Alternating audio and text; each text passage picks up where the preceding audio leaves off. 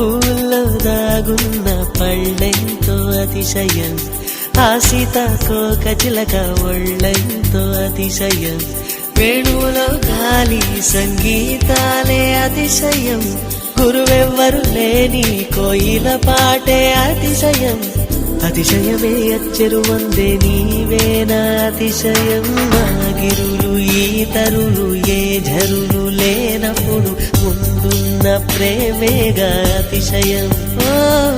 16 ప్రయాణ పరువంలో అందరికీ పుట్టేటి ప్రేమేగా అతిశయం.